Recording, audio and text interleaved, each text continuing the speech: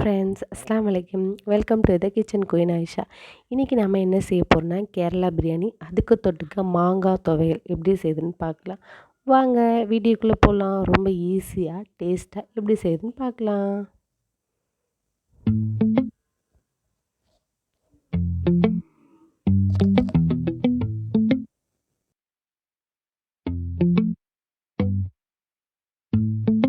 அடியே நீதானடி என் போதை தேனே முத்தம் கொஞ்ச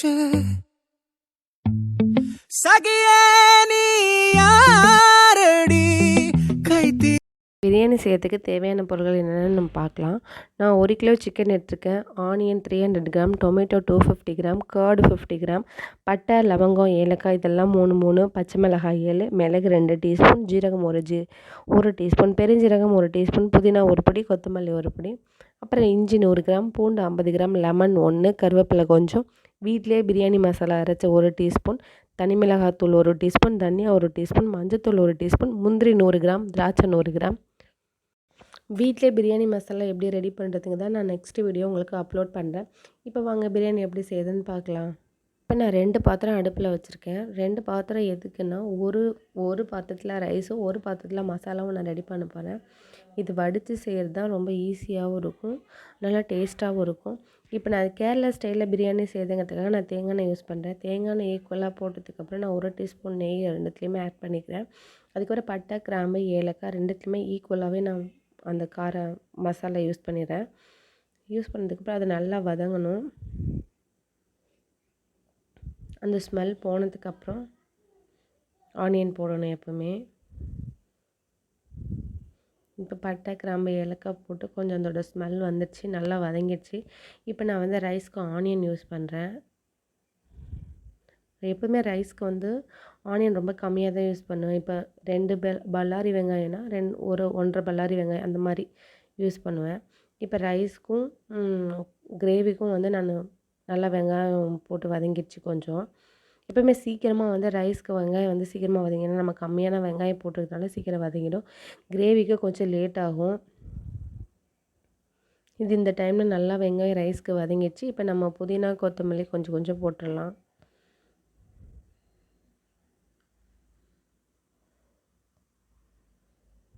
போட்டு இது நல்லா வதக்கி எடுத்துகிட்டு அதுக்கப்புறம் இஞ்சி பூண்டு விழுது போட்டுக்கலாம். நான் இஞ்சி அதிகமாகவும் பூண்டு கம்மியாகவும் தான் யூஸ் பண்ணுவேன். எப்போவுமே அந்த மாதிரி யூஸ் பண்ணிங்கன்னா நல்லாயிருக்கும். இப்போ பூண்டு 1/2 ஸ்பூன் போட்டிருக்கேன்னா நான் இஞ்சி 1 ஸ்பூன் போட்டிருப்பேன். இப்போ இது ரெண்டுத்தையும் நல்லா வதக்கி எடுத்துடலாம்.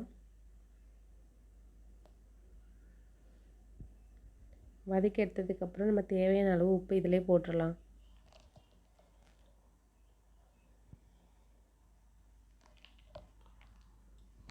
உப்பு போட்டு நல்லா வதக்கி எடுத்துருங்க. அதுக்கப்புறம் நான் சீரக சம்பா அரிசி தான் யூஸ் பண்ணுறேன். ஏன்னா சீரக சம்பா அரிசி உடம்புக்கு நல்லது. அதுக்கப்புறம் சீக்கிரமாக செரிச்சிரும். இப்போ நான் 2 கிளாஸ் பெரிய கிளாஸெல்லாம் சீரக சம்பா அரிசி நல்லா வாஷ் பண்ணிவிட்டு ஊற வச்சுருக்கேன். இப்போ இது நல்லா உப்பு போட்டு நல்லா வதக்கின மசாலாலாம் நம்ம தண்ணி ஊற்றி ஆட் பண்ணிடலாம். இப்போ நான் 1 கிளாஸ் அரிசிக்கு நான் 2 கிளாஸ் தண்ணி எடுத்திருக்கேன். இப்போ நான் 2 கிளாஸ் ரைஸ்க்கு 4 கிளாஸ் தண்ணி ஊற்றுறேன். இந்த தண்ணி ஊற்றுனதுக்கப்புறம் நல்லா கொதி வந்ததுக்கப்புறம் நம்ம ஊற வச்ச ரைஸ் இருக்குல்ல அதை போட்டு மூடி வச்சிடலாம்.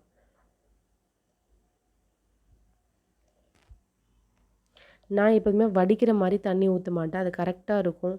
நான் இந்த தண்ணி கொதிச்சதுக்கப்புறம் நான் ரைஸ் போட்டு மூடி வச்சிட்டேன்னா அந்த ரைஸ் கொஞ்சம் வெந்த பதத்தில் தான் இருக்கும். அதனால நான் அதை வடிக்க மாட்டேன். ஏன்னா ரைஸோட ஃபுல் இதுவும் போயிடும் அதில். இப்போ தண்ணி நல்லா கொதிச்சிட்ருக்கு. இப்போ நம்ம கிரேவிக்கு வெங்காயம் இன்னும் கொஞ்சம் வதங்கணும். தண்ணி கொதிக்கிற வரைக்கும் நம்ம வெங்காயத்தை நல்லா வதக்கிட்டு கிரேவி ரெடி பண்ணிடலாம். வெங்காயம் நல்லா வதங்கிட்டுருக்கு. இந்த டைமில் கொஞ்சம் நம்ம என்ன பண்ணலாம், மசாலா ரெடி பண்ணலாம். மிளகாய், அதுக்கப்புறம் மிளகு, சீரகம், பெருஞ்சீரகம் இது தனியாக நம்ம மசாலா அரைச்சி எடுத்துக்கணும். நல்லா கொரகொரங்கிற பதத்தில் அரைச்சி எடுத்துக்கோங்க. ரொம்ப நைஸாலாம் அரைக்க வேண்டாம், கொரகொரன்னு அரைச்சி எடுத்துக்கிறதே போதுமாக இருக்கும். இந்த டைமில் நல்லா ஆனியன் வெந்துடுச்சு. நம்ம உப்பு போட்டுடலாம். உப்பு போட்டு நல்லா வதக்கி எடுத்துடலாம்.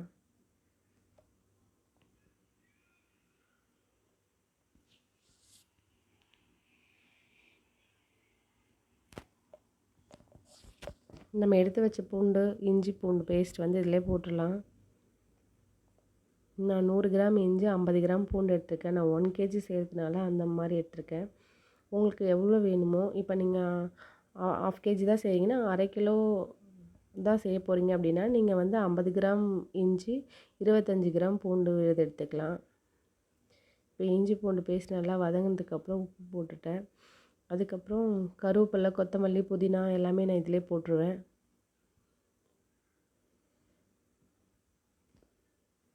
இது போட்டு நல்லா மிக்ஸ் கொடுங்க.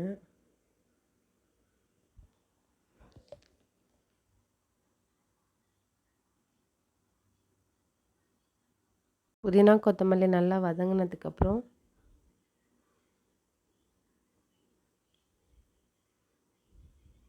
நான் ஆல்ரெடி அரைச்சி வச்சிடலையே அந்த மசாலா, அதை இதில் போட்டுடலாம். கேரளா பிரியாணி பொறுத்த வரைக்கும் இதை தனியாக அரைச்சி, நம்ம நார்மல் பிரியாணிக்கு இந்த மாதிரி போட மாட்டோம். கேரளா பிரியாணிக்கு தான் இந்த மாதிரி அரைச்சி போடுவோம்.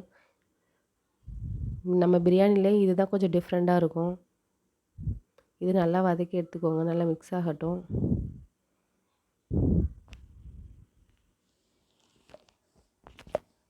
இந்த டைமில் நான் லெமன் புழிஞ்சிடுறேன். ஒரு லெமன் எடுத்து வச்சுருக்கேன் இல்லையா, அதை லெமன் புழிஞ்சு எடுத்துடுறேன்.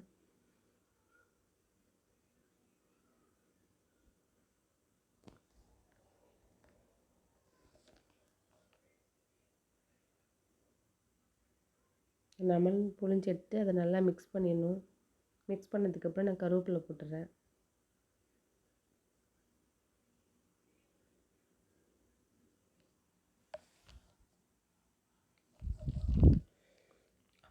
இது நல்லா மிக்ஸ் ஆகிடுச்சு. நம்ம ஆல்ரெடி எடுத்து வச்ச மசாலா இருக்கு இல்லையா, பிரியாணி மசாலா, மஞ்சள்தூள், தனி மிளகாத்தூள், அதுக்கப்புறம் மல்லித்தூள், இது எல்லாத்தையும் நான் போட்டுடுறேன்.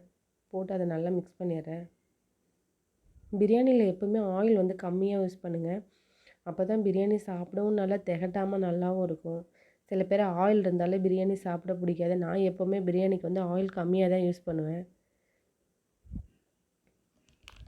ஆல்ரெடி சிக்கன் மட்டன்லேயே கொழுப்பு இறங்கும், அதனால் ஆயில் கம்மியாக யூஸ் பண்ணாலே நல்லாயிருக்கும். இப்போ இது நல்லா வதங்கி இருந்துச்சு. நான் தக்காளி போட்டுடுறேன்.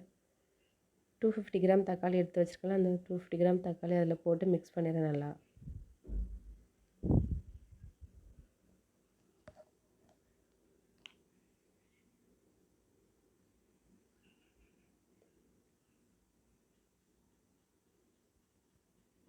கேரளா பிரியாணி பொறுத்த வரைக்கும் ஆனியனை விட டொமேட்டோ வந்து ரொம்ப கம்மியாகவே எடுத்துக்கோங்க, நல்லாயிருக்கும். இப்போ வந்து 50 கிராம் வந்து நான் தயிர் எடுத்திருக்கேன். அந்த தயிர் இதோட மிக்ஸ் பண்ணிடுறேன். மிக்ஸ் பண்ணிவிட்டுங்க நல்லா.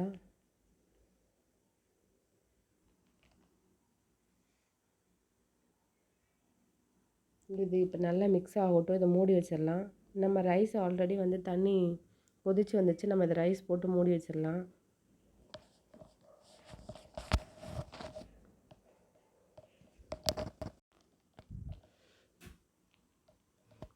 நான் ஊற்றிருக்க தண்ணிக்கு நம்ம போடுற ரைஸு கரெக்டாகிடும். தண்ணி வடிக்கிற மாதிரிலாம் வராது. இதை இப்போ நல்லா மூடி வச்சிடலாம். இனிமேல் கிரேவி பார்க்கும்போது கிரேவி கொஞ்சம் ஓரளவுக்கு தக்காளி ஜூஸ்லாம் இறங்கி நல்லா வதங்கியிருக்கு.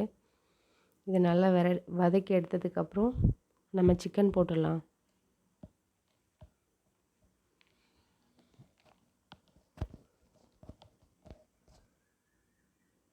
கேரளா பிரியாணி பொறுத்த வரைக்கும் நம்ம நிறைய சிக்கன் போட்டு தான் செய்யணும் அப்படிலாம் கிடையாது.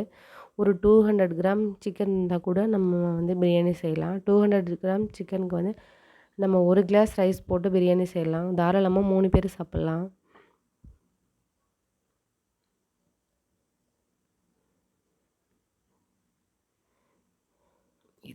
இது நான் இப்போ நம்மலாம் மூடி வச்சிடலாம். கொஞ்சம் சிக்கன் வேகட்டும். அதுக்குள்ளே நம்ம வந்து எப்படி துவையல் அரைக்கிறதுன்னு பார்த்துடலாம். மாங்காய் துவையல். அதுக்கு வந்து பச்சை மிளகா, கருவேப்பிலை, சின்ன வெங்காயம், மாங்காய், தேங்காய், அதுக்கப்புறம் உப்பு. சில பேர்கிட்ட மாங்காய் கிடைக்கல அப்படின்னா நீங்கள் புளி வச்சு கூட அரைக்கலாம். ஆனால் மாங்காயோட டேஸ்ட்டு வந்து புளியில் வராது. சப்போஸ் கிடைக்காத பட்சத்துக்கு நீங்கள் வந்து புளி வச்சு அரைச்சிக்கலாம். இப்போ துவையல் அரைச்சி எடுத்தாச்சு. இந்த கிரேவி இப்போ நல்லா ரெடி ஆயிடுச்சு. சிக்கன் வெந்துடுதான்னு பார்த்துடலாம். சிக்கன் இப்போ கொஞ்சம் நல்லா வெந்துட்டு நம்ம ரைஸ் எப்படி இருக்குதுன்னு பார்க்கலாம். இப்போ நான் சொன்னேன் இல்லையா, தண்ணி நம்ம வடிக்கிற மாதிரி வராது, கரெக்டாக ஈக்குவலாக ஆகிடும் அப்படின்னு நான் சொன்னேன் இல்லையா. இப்போ அந்த மாதிரி ரைஸ் ஓரளவுக்கு லைட்டாக வெந்துட்டுருக்கு. நம்ம தம் போடும்போது கரெக்டாகிடும்.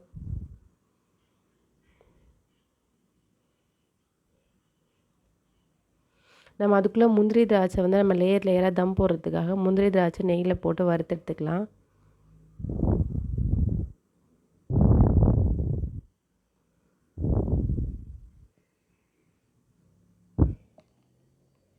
இது லைட்டாக ரோஸ்ட் பண்ணாலே போதும், ஏன்னா நல்லா டேஸ்ட்டாகவும் இருக்கும்.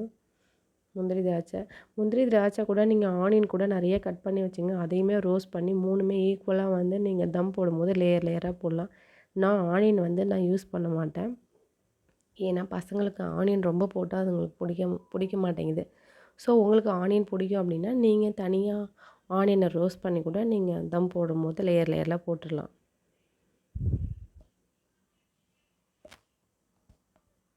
இது அப்போ நல்லா பொன்னிறமாக வதங்கிடுச்சு, இது தனியாக எடுத்துக்கலாம். இப்போ கிரேவி ஒரு பாத்திரத்தில் மாற்றிக்கலாம், ஏன்னா இந்த பாத்திரத்தில் தான் நம்ம தம் கொடுக்க போகிறோம்.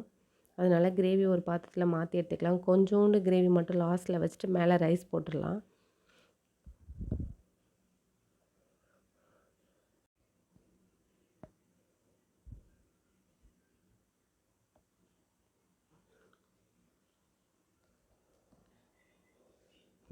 இந்த கிரேவி தனியாக எடுத்து வச்சுட்டு மேலே ரைஸ் போட்டுடலாம். இப்போ ரைஸில் சுத்தமாக தண்ணியே இல்லை, நம்ம லேயர் போடுறதுக்கு கரெக்டான பதத்தில் இருக்குது.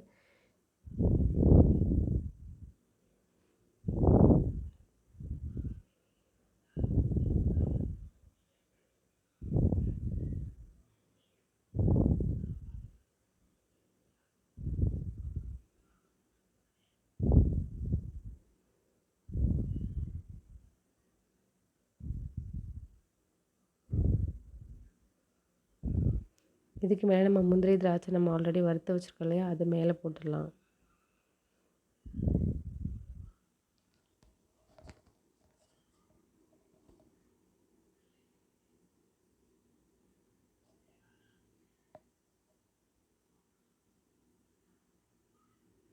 இப்போ சிக்கன் கிரேவி மேலே ஊற்றிடலாம்.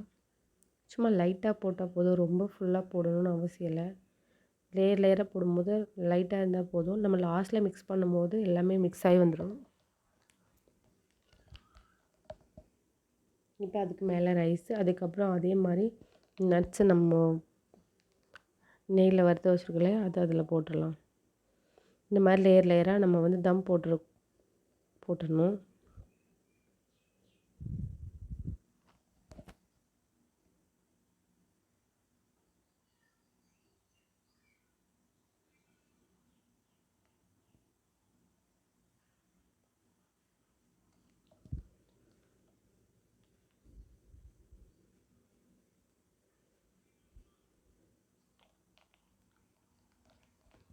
ஓரளவுக்கு எல்லாத்தையும் நம்ம கிரேவி, ஆனியன், முந்திரி எல்லாம் போட்டாச்சு. இப்போ தம் போட்டுடலாம். நம்ம தம் போடுறதுக்கு அந்த வேர்வை தண்ணி கீழே சொட்டாமல் இருக்கணும் அப்படிங்கிறதுக்காக நான் இது யூஸ் பண்ணியிருக்கேன். உங்கள்கிட்ட வாழை இலை கிடச்சிது அப்படின்னா நீங்கள் வாழை இலை கூட யூஸ் பண்ணலாம்,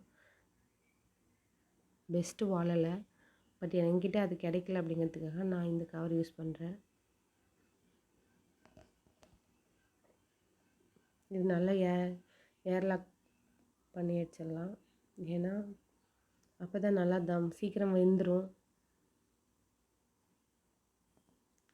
அடுப்பை சிம்மில் வச்சு நம்ம இப்போ தம் போட்டுடலாம்.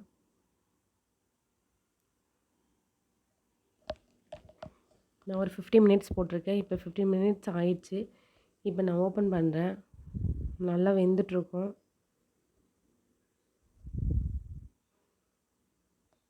திறக்கும் போதே வாசனை நல்லா கமகமன்னு வருது. இப்போ இது எல்லாத்தையும் நம்ம ஒரு மிக்ஸ் பண்ணிடலாம். நல்லா வெந்துச்சு, ரைஸ் நல்லா வெந்துச்சு, கிரேவியும் அதோட நல்லா மிக்ஸ் ஆகிடுச்சு. ஆல்ரெடி சிக்கன் லைட்டாக தான் வெந்திருக்கு அப்படின்னா நம்ம தம் கொடுக்கும்போது நல்லாவே வெந்துடும். இப்போ பிளேட்டில் சர்வ் பண்ணலாம். இந்த வீடியோ உங்களுக்கு பிடிச்சிருந்தா லைக் பண்ணுங்கள், ஷேர் பண்ணுங்கள், சப்ஸ்கிரைப் பண்ணுங்கள், மறக்காமல் கமெண்ட் பண்ணுங்கள். நீங்களும் இந்த பிரியாணி வீட்டில் செஞ்சு சாப்பிட்டு பார்த்து மறக்காமல் கமெண்ட் பண்ணுங்கள். வாங்க சாப்பிட்லாம். அஸ்ஸலாமு அலைக்கும்.